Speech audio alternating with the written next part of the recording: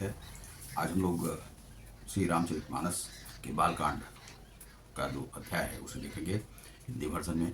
और सबसे पहले श्री हनुमान जी की वंदना। श्री गुरु चरण सरोज रज निज मन मुकुशधार वर्ण रघुबर विमल जसु जुदाय फलचार बुद्धिहीन तनु जान के सुमरो पवन कुमार बल बुद्धि विद्या देहु मोहि हरहु कलेश विकार। जय हनुमान ज्ञान सागर जय कपीस लोक उजागर रामदूत बलरामा अंजनी पुत्र पवन सुदामा। ओम। सब जानत प्रभु प्रभुताई सोई तदपि कहे बिनु रहा न कोई। तहाँ वेद अस कारण राखा भजन प्रभाव भांति बहुभाषा। एक अनीह अरूप अनामा अज सचिदानंद पर धामा। व्यापक विश्व रूप भगवाना तहि धरि देह चरितकृत नाना। सो केवल भगतन हित लागी परम कृपाल प्रणत अनुरागी। जहि जन परममता अति छोहू जहि करुणा करी किन्ह न को। गई बहोर गरीब निवाजू सरल सबल साहिब रघुराजू। बुध बरनहि हरि जस अस जानी करहि पुनीत सुफल निज बानी। तेहि बलमय रघुपति गुण गाथा कहियऊँ नाई राम पद माथा। मुनिन्न प्रथम हरि कीर्ति गाई तेहि मग चलत सुगम मोहि भाई।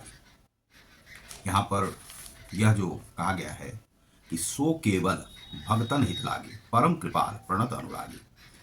वह लीला जो बालकांड में श्री रामचंद्र जी ने किया है केवल भक्तों के हित के लिए ही, क्योंकि भगवान परम कृपालु हैं और शरणागत के बड़े प्रेमी हैं, जिनकी भक्तों पर बड़ी ममता और कृपा है। जिन्होंने एक बार जिस पर कृपा कर दी उस पर फिर कभी क्रोध नहीं किया उन्होंने। गई बहोर गरीब निवाजू सरल सबल साहिब रघुराजू। वे प्रभु रघुनाथ जी कैसे हैं? श्री रघुनाथ जी गई हुई वस्तु को फिर प्राप्त कराने वाले गरीब निवाज हैं, अर्थात गरीबों का उद्धार करने वाले, गरीबों को शरणागत देने वाले दीन बंधु हैं। दीनों के जो बंधु हैं जिनका कोई नहीं होता है उनके भी श्री रामचंद्र जी हैं। सरल स्वभाव सर्वशक्तिमान और सबके स्वामी, सभी के वे स्वामी हैं। वही समझकर बुद्धिमान लोग उन श्री हरि का यश वर्णन करके अपनी वाणी को पवित्र और उत्तम फल मोक्ष और दुर्लभ भगवत प्रेम देने वाली बनाते हैं। तेहि बल में मैं रघुपति गुण गाथा कहियऊँ चाई राम पद माथा। उसी बल से इस भजन को समझकर भगवत कृपा के बल पर ही मैं श्री रामचंद्र जी के श्री चरणों में सिर नवाकर श्री रघुनाथ जी के गुणों की कथा कहूँगा। ये श्री तुलसीदास जी कहते हैं। इसी विचार से वाल्मीकि व्यास आदि मुनियों ने पहले हरि की कीर्ति गाई है। भाई उसी मार्ग पर चलना मेरे लिए सुगम होगा, क्योंकि जो उनका मार्ग है उसी मार्ग पे श्री तुलसीदास जी चलना चाहते हैं। यह सुगम मार्ग है और जो मार्ग बताया गया है उसी मार्ग पे हम चलेंगे। लेकिन यह लोक भाषा में लिखी गई श्री रामचरितमानस है, उसे उन्होंने कहने का यहाँ पर प्रयत्न किया है। अति अपार जे सरित बर जी नृप सेतु कराही। जरी पिपल कऊ परम लघु बिनु श्रम पार ही जाही। जो अत्यंत बड़ी श्रेष्ठ नदियां हैं, जैसे बड़ी बड़ी गंगा यमुना, ये सब जो नदियां हैं, यदि राजा उन पर पुल बांध देता है तो अत्यंत छोटी जो चीटियां हैं वह भी उस पर चल के पार कर जाती हैं। उन पर चढ़कर बिना ही परिश्रम के वह पार कर जाती हैं। उसी प्रकार मुनियों के द्वारा वर्णन के सहारे मैं भी श्री रामचंद्र जी का चरित्र वर्णन सहज कर सकूंगा उन्हीं के मार्ग पर चलकर। यही प्रकार बल मन ही दिखाई करिहूँ रघुपति कथा सहाई। व्यास आदि कवि पुंगव नाना जिन सादर हरि सुजस बखाना। इस प्रकार मन को बल दिखलाकर मैं श्री रघुनाथ जी की सुहावनी कथा की रचना करने जा रहा हूँ। श्री रामचरितमानस की रचना कर रहा हूँ। व्यास आदि जो अनेकों श्रेष्ठ कवि हो गए हैं, जिन्होंने बड़े आदर से श्री हरि का सुयस वर्णन किया है। तो श्री रामचंद्र जी किनके अवतार हैं? तो विष्णु के अवतार हैं। और श्री हरि है वे, तो श्री हरि के यश का वर्णन जो अन्य जो पूर्व के पूर्ववर्ती कवि हुए हैं उन्होंने किया है। चरण कमल बंदौ तिनके रे पूर्वहु सकल मनोरथ मेरे। कलि के कभिन्न करहूँ परनामा। जिन बरणे रघुपति गुण ग्रामा। मैं उन सब श्रेष्ठ कवियों के चरण कमलों में प्रणाम करता हूँ, वे मेरे सब मनोरथों को पूरा करें। कलयुग के भी उन कवियों को मैं प्रणाम करता हूँ जिन्होंने श्री रघुनाथ जी के गुण समूहों का वर्णन किया है। जे प्राकृत कवि परम सयाने भाषा जिन हरि चरित चखाने, भय जे अहि जे होई हहीं आगे, प्रणवऊ सब ही कपट सब त्यागे। सबको मैं प्रणाम करता हूँ जो प्राकृत भाषा में कविता किए हैं और बड़े विद्वान कवि हैं। भाषा जिन हरि चरित्र बखाने, जो अपनी ही भाषा में राम के चरित्र का बखान किया है। भय जे अहीं जे हुई ही आगे, और उन्होंने बताया है प्रणव, उन सभी को मैं प्रणाम करता हूँ। हो प्रसन्न देहु वरदान, साधु समाज भनीति सम्मान। जो साधु समाज है उनको भी मैं प्रणाम करता हूँ, जो श्री रामचंद्र जी को सम्मान देते हैं। आप सब प्रसन्न होकर यह वरदान दीजिए मुझे। श्री तुलसीदास जी कहते हैं कि साधु समाज में मेरी कविता का सम्मान हो, क्योंकि बुद्धिमान लोग जिस कविता का आदर नहीं करते, मूर्ख कवि ही उसकी रचना का व्यर्थ परिश्रम करते हैं। जो मूर्ख कवि, स्वयं को मूर्ख कहा है उन्होंने कि मैं ही उस पर जो है, बहुत सारे लोग नहीं करते हैं उस पर रचना, लेकिन मैं उस पर रचना कर रहा हूँ। यही आप समझ करके मेरा जो सम्मान जो है जो कर सकते हैं कीजिए।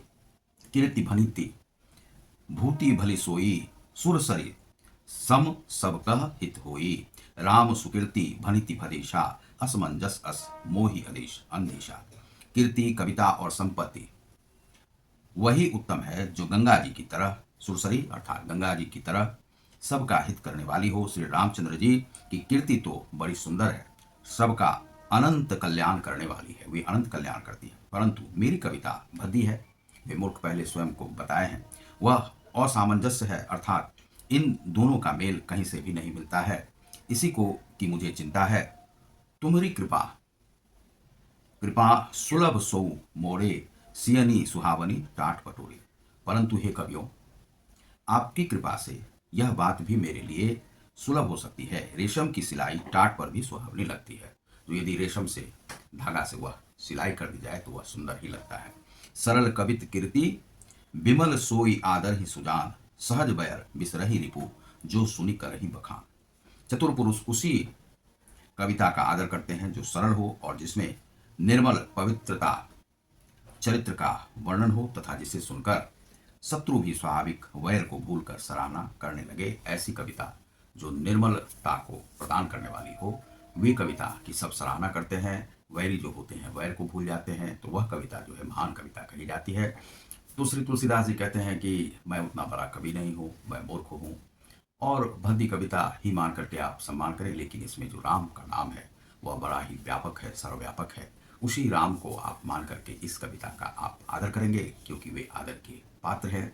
राजा राम राज्य करने वाले हैं, जिनके राज्य में जो है और उनका जो न्याय था वह सभी के लिए सुलभ था और सबके लिए उनके मन में न्याय था, क्योंकि वे कैसे थे, श्रीहरि थे। श्रीहरि अर्थात विष्णु के अवतार थे और भगवान के रूप थे, और राजा के रूप में उन्होंने जन्म लिया, और राजा के रूप में जन्म लेकर के सबके लिए न्याय को सुलभ बनाया। वे कैसे राजा थे, जो सबका छोटी से छोटी, जैसे कि उन्होंने कहा कि यदि कोई राजा नदी पर पुल बना देता है, बड़ी बड़ी नदी पर, तो जिस नदी पर को पार करने में चींटी इधर से उधर नहीं जा सकती, लेकिन वही यदि पुल बन जाता है, उस पर छोटी से छोटी भी जो चींटियां हैं वह भी इस पार से उस पार चली जाती है। नहीं तो वे जो नदियां हैं, उन नदियों की लहर में तो वह कहीं भी जा नहीं सकता है, लहर में ही बह जाएगा, तो और बह के उसकी मृत्यु प्राप्त हो जाएगी। लेकिन जब राजा पुल बना देता है तो इस पार से उस पार वह चींटी भी चला जाता है। उसी प्रकार से उन्होंने, जो कवियों ने जो परंपराएं रची, उन्हीं परंपराओं को मैं लेकर के आगे चल रहा हूँ, फॉलो कर रहा हूँ, और उसे मैं भारत में लोक भाषा में या रचना करके सबको दे रहा हूँ। और जो निर्मल हृदय हैं उनका और भी हृदय निर्मल होगा। और यह मान करके यदि मेरी मूर्खता भी मानी जाती है, यह भद्दी कविता भी मानी जाती है, चूँकि इसमें राम का वर्णन है, तो वे राम के वर्णन से उनका हृदय और भी निर्मल होगा, आध्यात्मवादी होगा। आध्यात्म को उन्होंने आगे बढ़ाया है। भारत में जो दोष था, जो दुष्टता थी, उसे समाप्त करने का प्रयास किया है। तो आप देख रहे हैं ग्लोबल योग गीता को। बहुत बहुत धन्यवाद। नमस्कार।